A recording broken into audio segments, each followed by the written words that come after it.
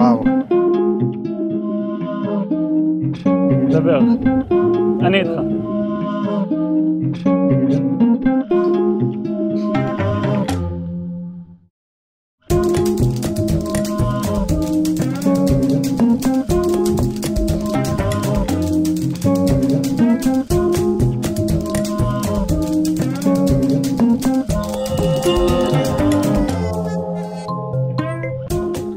מה זה אוכל בשבילי? יואו, מאיפה באמת את השאלות האלה עכשיו? אוכל זה דרך חיים. זה הדבר הכי כיף שאפשר להתעסק איתו. אוכל בשבילי מקביל לחמצן.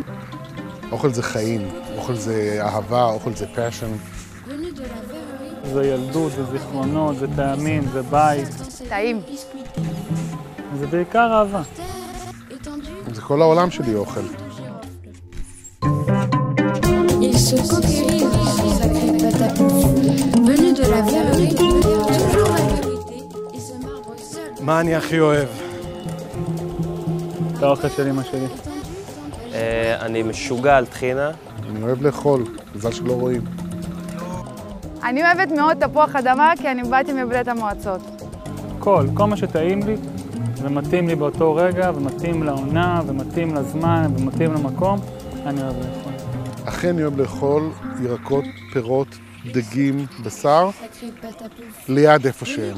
זה הכי אני אוהב. גם מבחינת עונה, גם מבחינת מיקום, לא אוהב דברים לאכול צדפות מיובאות מצרפת בתל אביב, ולא רוצה לאכול במיות מתל אביב בצרפת.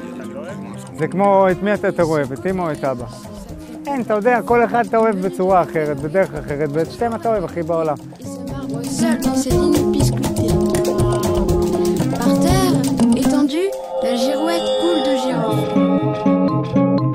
אני לא אוהבת, סומק אני לא אוהבת, זה התבלין שהכרתי בארץ.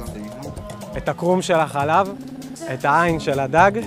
אני לא מת על אניס.